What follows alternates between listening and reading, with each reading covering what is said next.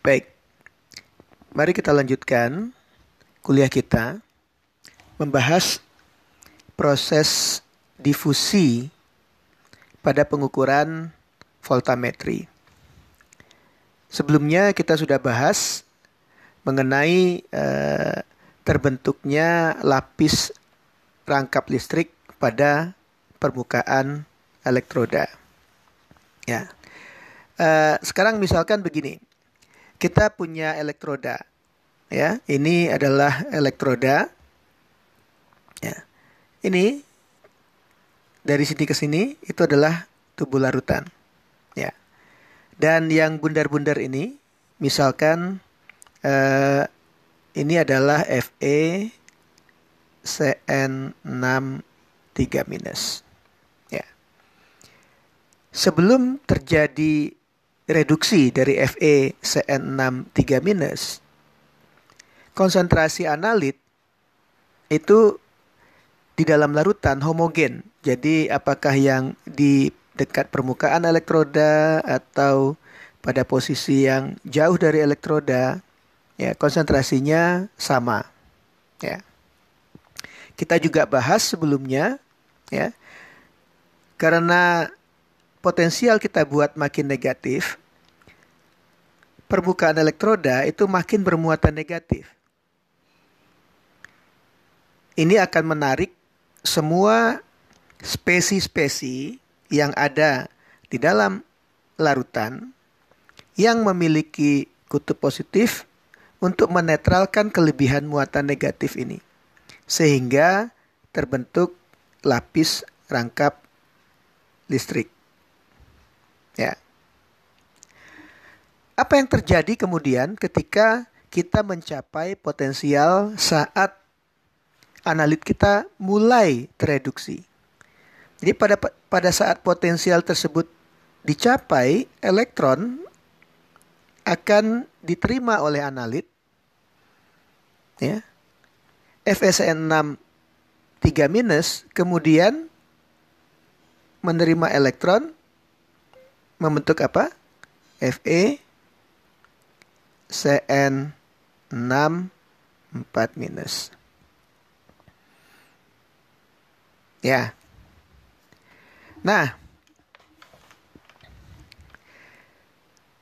pada saat itu terbentuk Fe Cn6 4- di permukaan elektroda karena proses reduksinya terjadi di permukaan elektroda. Ini di sini.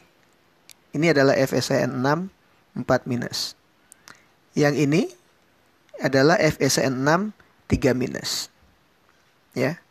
Jadi Anda lihat perbedaan warnanya, ya. Nah, sekarang apa yang kita lihat? Jumlah FeCN6 3- di permukaan elektroda menjadi lebih sedikit dibandingkan yang ada di tubuh larutan. Ya.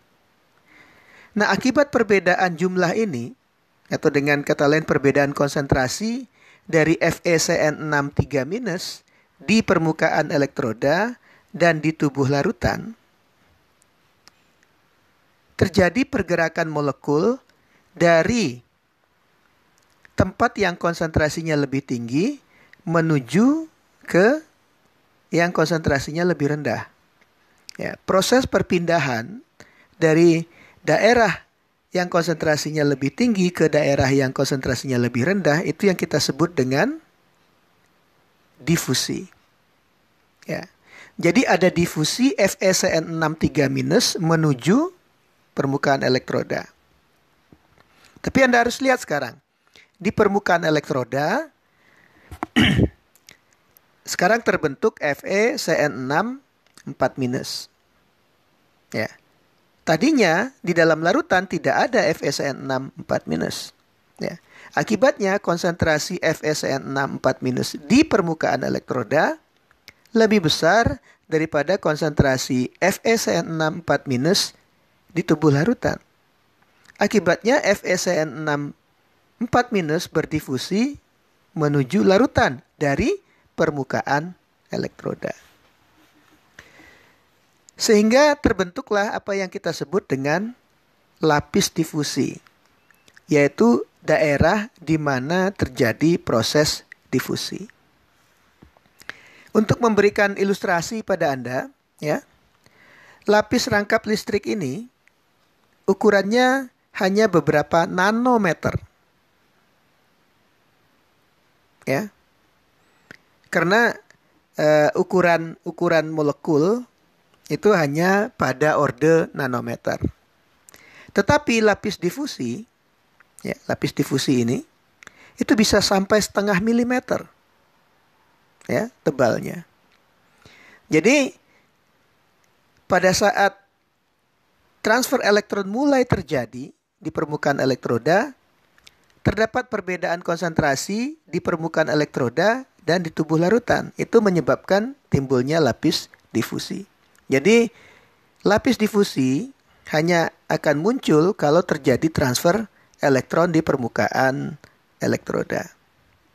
Ya.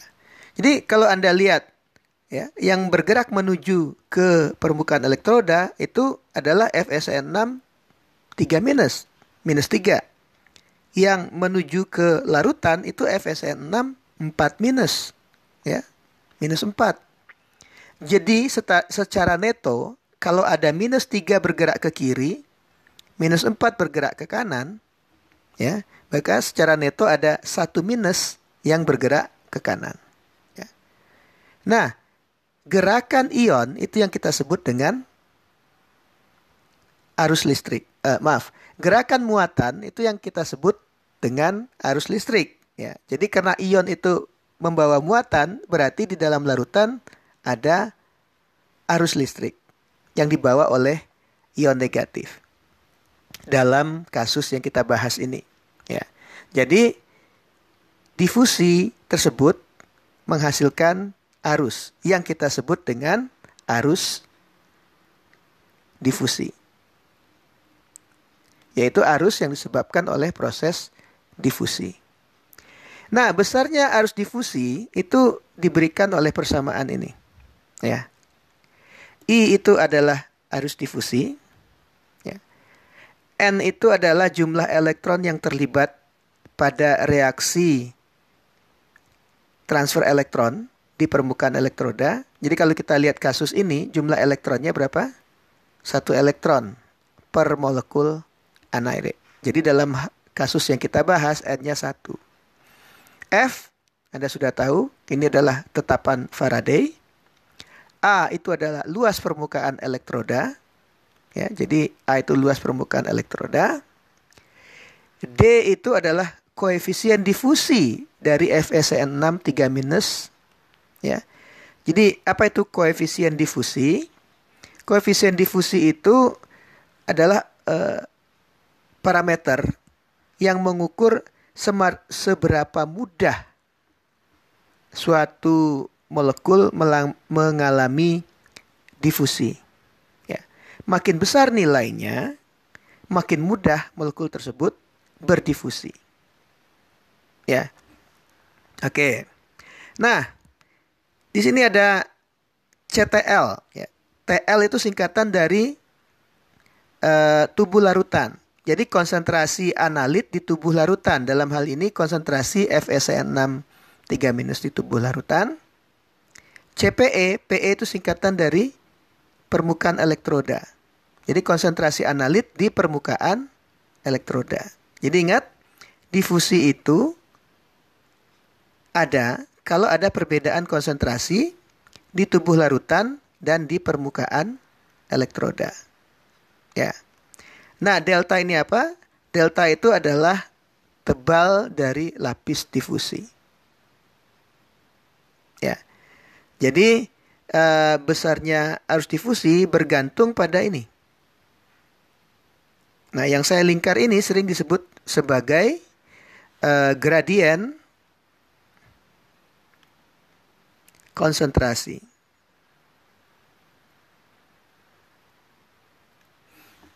Ya.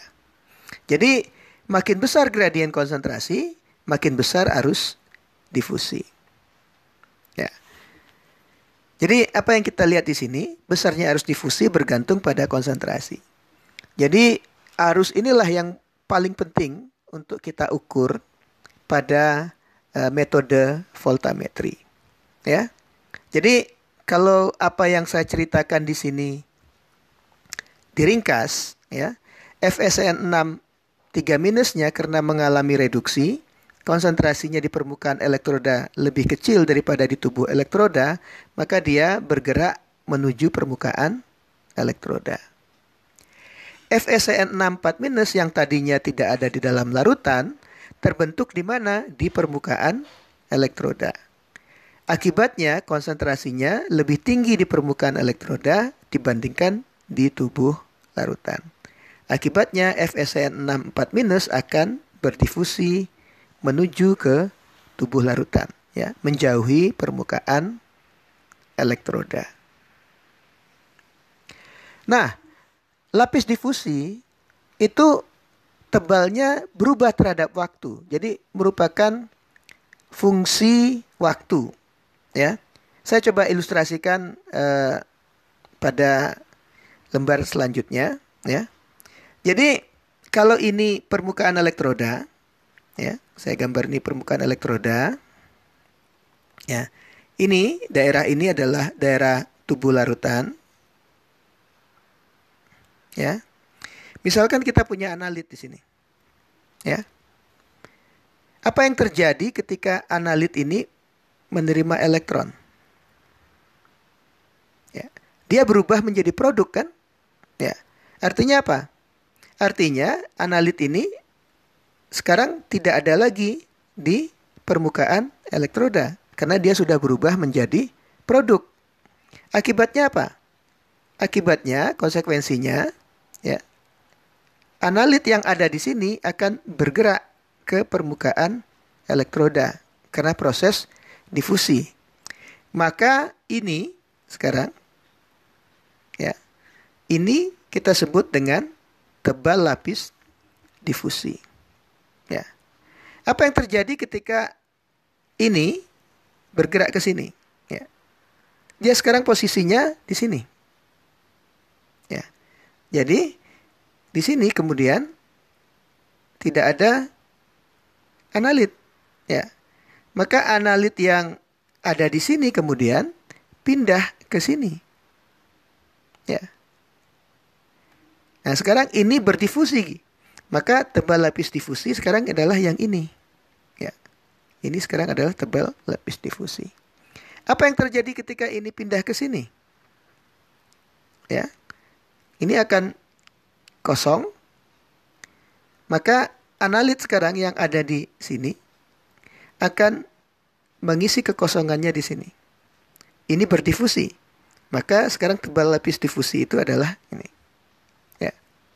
Jadi tebal lapis difusi selama pengukuran voltametri makin lama makin tebal, ya. Jadi lapis difusi berubah terhadap waktu selama kita melakukan pengukuran. Ya. Tapi ada cara untuk membuat lapis difusi itu tidak makin tebal, ya. Caranya begini. Caranya larutan kita aduk dengan cara bagaimana? Dengan memutar elektrodanya, ya. Jadi kalau Anda punya larutan analit, ya, lalu Anda punya elektroda kerja, lalu elektroda kerjanya Anda putar, ya. Nah, kalau elektroda kerja Anda putar, maka molekul-molekul yang ada di bawah elektroda kerja ini itu akan bergerak menuju ke permukaan elektroda. Ketika mencapai permukaan elektroda, molekul-molekul itu akan tersebar ke kiri, ke kanan, ya, ke depan, ke belakang, begitu. Jadi adanya elektroda yang diputar menyebabkan molekul-molekul dari tubuh larutan itu bergerak menuju permukaan elektroda. Nah, itu akan mencegah lapis difusinya semakin besar, ya, karena molekul-molekul ini mendorong lapis difusi mendekati elektroda, ya. Pada keadaan setimbang, lapis difusinya kemudian menjadi tetap tebalnya. Ya. Jadi kalau elektrodanya tidak kita putar, lapis difusinya makin tebal sebagai fungsi waktu. Tetapi kalau elektrodanya kita putar, ya, lapis difusinya akan konstan. Ya. Jadi lapis difusi akan tetap ya kalau elektroda kita putar sehingga terjadi pengadukan larutan. Oke. Jadi sekarang Anda sudah tahu mengapa terbentuk lapis difusi, ya, dan Anda tahu juga bahwa lapis difusi itu merupakan fungsi waktu, dan sekarang juga Anda sudah tahu bagaimana caranya menjaga supaya lapis difusi itu konstan. Ya, itu tiga hal penting yang harus Anda pahami pada pengukuran voltametri.